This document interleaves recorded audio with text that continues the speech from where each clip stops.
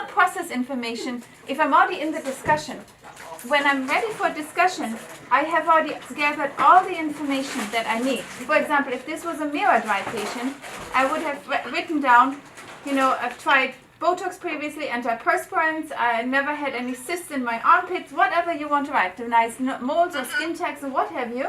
And all of this goes into the area of most concern. It does not go into discussed.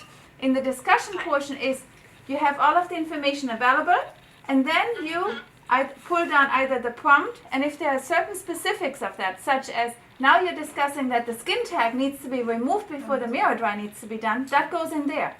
But not that there is a skin tag. The skin tag needs to already be in the area of most concern. So if we don't get that information until we meet with the person, that still goes there.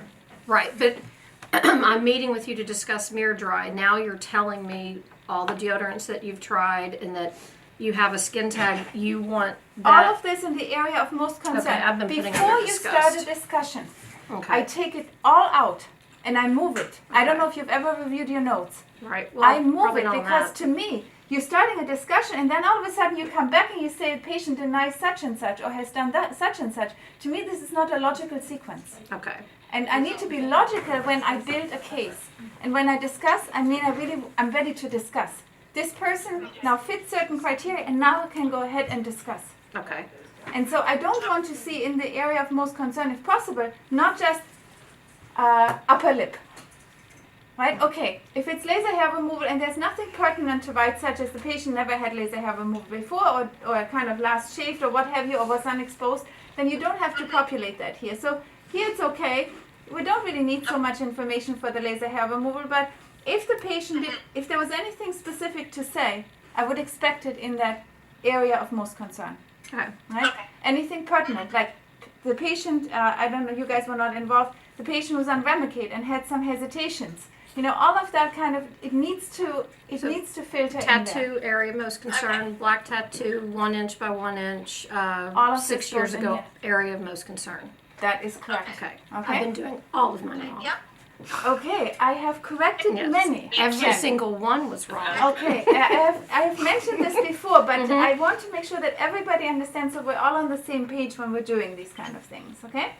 So very, very important that we have reasoning, right? That we understand the concern of the patient. We have kind of already asked about all potential side effects and pitfalls, and then we really can go into a proper discussion of the patient. Please make sure that you use he or she. I prefer, even particularly if you handwrite, not to see patient or PT, but use he or she. People are seeing their notes. You have to understand that. People have access to the portal. You want to be a little bit personal. And if you're constantly writing patient, they're thinking, how would you feel if you read a note and you read their patient all the time? That doesn't feel so great, right? So you have to put yourself a little bit out there and think, okay, others are reading the note too, specifically the patient. Okay? Learn codes in general. I put in for the acne facial, I put in all of the abbreviations for our providers so that you can just hit click after the date and put in like JB ordered this one or NFA ordered this one. Explaining And so us about I these love that. little- I know, that's very fancy. And I noticed that you got rid of ETOH or whatever instead of alcohol. I put alcohol instead. I've been deleting it and just writing alcohol since I started. Okay, all So it's right. I very saw that, exciting. and that's why I changed it, I think. So, I kind of made a couple of changes just to be sure that everybody's sort of like on the same page here, okay? And then, learn some codes. Most of the time I see it, but the request from the front desk is, please put your code in at the end of the visit. If you know it before the end of the visit, fine also. Whenever you know, so that we can actually, when we print the receipt for the patient, it does actually have the service that you rendered in there. Now, if you're absolutely not sure what code to use, I think it would be okay to just kind of mention the actual price ticket. If you want to write it, the best way to write the price ticket is in billing notes down here. You can also access the billing notes, which is the same on the appointment screen. So if you use the appointment screen billing note and you write something in there, write over here, or if you use the one in the bottom of the progress note, it's the same note. Whatever you write in one will also show in the other.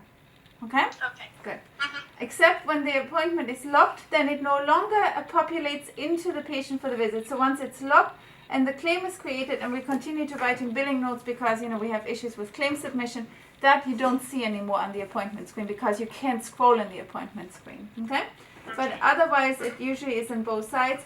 But wherever you can, please make an effort to put in your charges so that we're not accidentally charging either a patient more. This has been happening recently a little bit more frequently, and preferably also not forgetting to charge a patient, although that has hardly ever happened. So I just want to be sure that we're pretty much on scope here. Okay?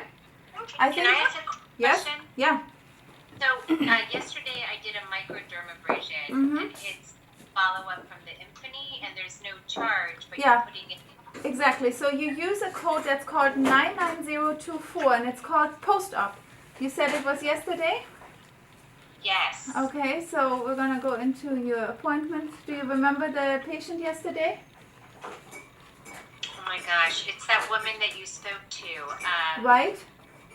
forget Angela her- White? Michelle Um, White? Michelle White. I think Michelle, I think. Mm-hmm, microderm, okay. And so what you do is when you're in the progress note, you don't use microderm because you would charge her. As soon as I make a claim, it sends a bill to her, right? This is a charge code, okay? This one here. So if you don't want to send her a bill, you don't use that code, and you use instead something that's called 99024, and it's called post-op follow-up. So you can also find it by writing post-op. Okay. And oops, sorry. Let's do that again. I'm going to just write post-op. Sorry, I have a really slow connection back here. And you drop it over, you bring it in, and there will be zero charge associated with that. Okay. Okay? And then that's for the procedure code, and above you're putting elective or. So you can use elective procedure. You can put in post-inflammatory hyperpigmentation. You see it's listed here on the left-hand side, so you could actually pull this over by using this arrow here, because that's what you did. You're treating post-inflammatory hyperpigmentation, right? And then you want to write here in the reason for the visit, in the reason for the treatment. Do you have anything here while you're doing it? Not really. So it's a little unfortunate that, for my own purposes, I would probably, if I'm not using post-inflammatory hyperpigmentation here, but elective procedure, I would probably write why I did it. It would be nice to have a comment in the notes section that says there's no improvement yet after the first treatment. There's some improvement. We have to, particularly the ones with the post-inflammatory hyperpigmentation, where we created side effects that we want to speed up a little bit. We want to make sure that we do write a little bit of a comment in the notes section, and from a number of people, usually from you, Renee, I get a lot of comments, but this one is empty here today. I Okay? know. I And think I so- was confused by what to do there. Okay, so a progress update is very appreciated. So I have an idea. Are we doing the right thing? Do we have to switch over to PicoSure? Okay? Okay. I think it's so. I mean, if you want to comment, I think she's seeing some progress. Right, you can add that comment when you're back in the office. It's not a problem. Okay. It's not so urgent. I just leave the note open for you, okay? Okay. All thank right. you. When I'm asking you guys to resolve something, such as, let's say, a patient is checked out, but there's no note, and now I have a doubt whether the patient was treated, not treated, there's no payment, there's no nothing, and I'm asking to update that, I actually expect that you resolve it before you turf it back to me. It's really difficult to get a comment back, yeah, I didn't see the patient arrived late, and then am I supposed to change everything, or could this have already been done? Let's say if it was a mismatch, and let's say the front desk checked the patient out, but it actually should be no-show, don't hesitate. Go ahead, set the patient to no-show, and write in late arrival or late cancel or what have you before the reason of the visit. And that way it's not like a ping pong game between me and the actions. Unfortunately, that has happened a few times I wish Rebecca was here because it happens with her most of all and not so much with everybody else. But it is something that I would like to have resolved and not a ping pong and not a question back to me. When I write an action, I would much prefer that this be resolved and I hear back from it just when it's resolved. Now also, and I wanted to say that to Rebecca, but she's not anywhere here. And I don't know why she's not calling in. It's a little unusual, right? I specifically asked her this morning to call in. When you have actions, don't hit the completed button, the status completed, because I don't see those actions anymore. They disappear because the system thinks everything is done. And then I don't know if whatever was done was actually. Okay, that's all I have to say logistically. Any questions about logistics? No? Later, when you have a chance, or now, can you show me if someone was recently diagnosed with cancer, or how do I add that in? So, okay, actually very good point. And also if you have specific medications, right? Right. So here, there's a button that says medical history. You see it? You just click on it, and then there are line items. And here you just, the same as in the CC or chief complaint, you can add another line item. And then you would add here, let's say breast cancer. Okay? And you just handwrite it. Okay. Now, I'm not going to keep it, obviously. Right. This is breast cancer. Doesn't matter. Okay? So I'm going to take it out, but if you just leave it and go to the next page, it will be there. Okay. And then medications are a little bit tougher because medications they're used from a formulary so that the system can cross-check with allergies. And you would go to current medication, and you would have to add a medication in this screen up here. And you would want to choose, which medication do you want to choose? Tranexamic acid, yes? Yes, that one. I know exactly what that is. No, Well, you know now what it is because we use it now in melasma, right? So you have to click on it here, and then it moves into the screen. Now I'm going to have to move it out so that she doesn't have a record of that, yes? Okay. Right? But otherwise it actually drops down into the screen, and that is important. If somebody has an allergy and it's relevant to what we want to say, Yeah.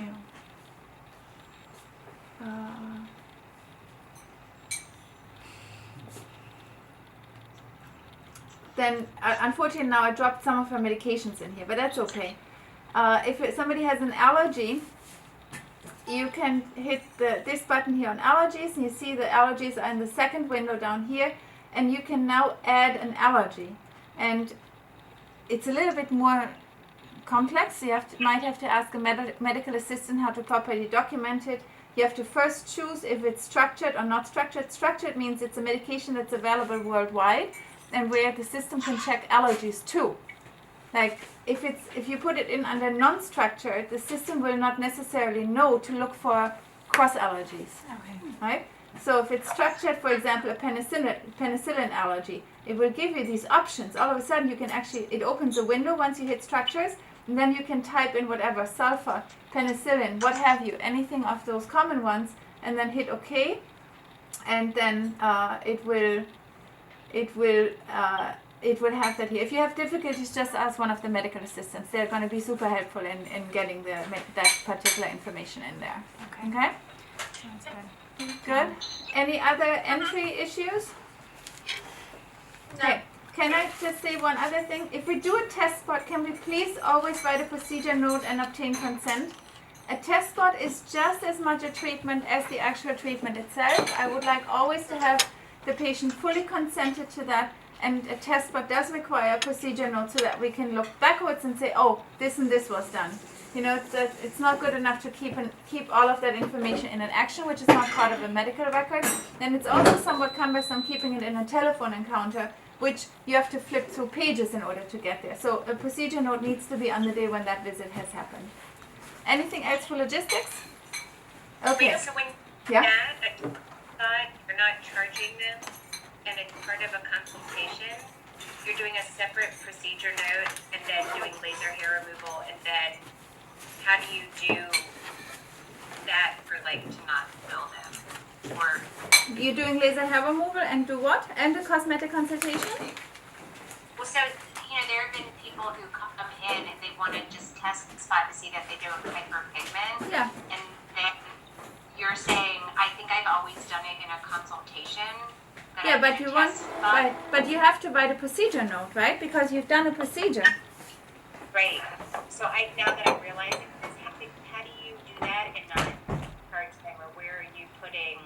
You just don't enter a charge. You still can write a procedure note. I mean, the fact that you've done something does not always need to result in charges. You don't have to write a charge. Also, when you've been putting in the cosmetic consultation charge, that charges the patient $150, but you're probably aware that the esthetician consultations are complimentary, right? Yes. Yeah, okay, so when you're putting that consultation charge in, you're automatically charging them $150. You need to be aware of that. And there's no reason that you put a cosmetic consultation charge in, you just don't put any charge in, that's fine. You don't have to feel compelled to put in a charge. It's possible to do it without entering a charge. Okay. Right? Sorry, I didn't realize I was doing that. And remember, every single time that you lay hand on a patient, there needs to be informed consent.